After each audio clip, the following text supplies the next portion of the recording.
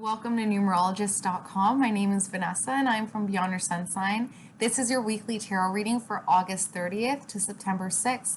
Let's get started.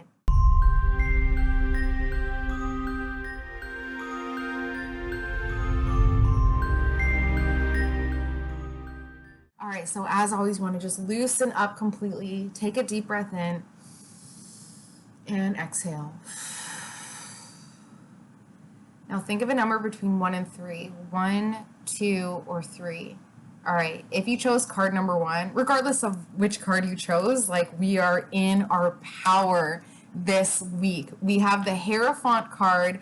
If you chose card number 1, you know, this card is pretty much realizing that you've had the key the entire time, right? Like, how silly would you feel if you're trying to open this door, it's locked, you have no idea where you put the keys, you must have lost it. So what you do is you break into a window, you cause this commotion, you fall in, you hurt yourself, and then you sit down and you realize, oh my God, the key was in my back pocket. How silly would you feel in that scenario? Pretty much that's what's going to be revealed to you this week. You're going to realize that you had the key to something that you felt blocked from or locked off from. It's been in your back pocket. Here you are just fighting, constantly fighting, trying to, break in other areas, getting hurt by fighting constantly, always just looking for that conflict or that some sort of blocker to come your way. And it's like, hold on a second. The key was just to look within, to just say, oh, I have it. I can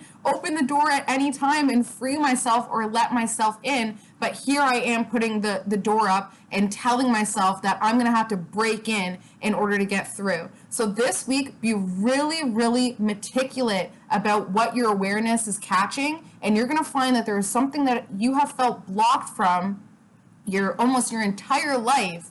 And you've had the key. It's been right there, right there. You're going to feel kind of silly too, but you know what? It's a teachable moment, and we all have these experiences that end up making us stronger. Once you realize that you've had the key, don't then put it back into your pocket, lock the door, and be like, all right, it's done. It's going to be something that you have to continuously remind yourself that you have what is needed within. And of course, reach out to me if you need help figuring out your key. A lot of the times your key really is finding your Chiron in your astrology chart and realizing, oh my God, right there is the key to a lot of healing, and it's just through my diet, or it's just through my mindset, or my relationships, or my relationship with my mom, or my home life.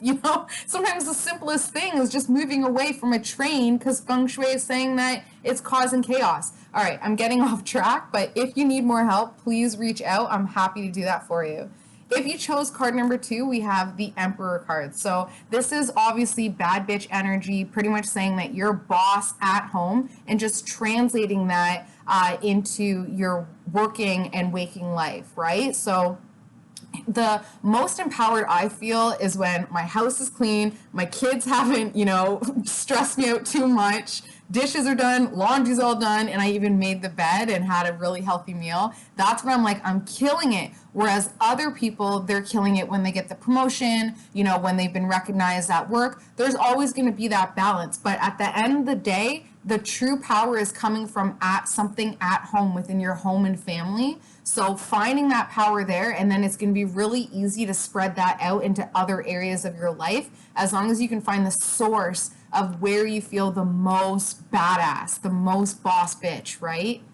All right, if you chose card number 3, we have the 4 of Pentacles. And the 4 of Pentacles, just plainly, it represents a greed mentality a lot of the times. It's like, look at this person. They're completely, money on the mind, on the heart. It's the reason why they even, get up, right? When they step down, it's onto money. So that's great, but it's really just a search for foundation that you didn't have in your past. Like when you see all of these buildings in the past here, That represents, you know, something from your, also with the 4 energy, that represents something with your home and family, your legacy. So really figuring out why there is like a hoarder mentality when it comes to money. Is it something that you gained, you know, from your parents or grandparents who, you know, maybe lost everything in the war, came over here and they were really scarce and, you know, more lack mentalities. So now you've kind of embodied that.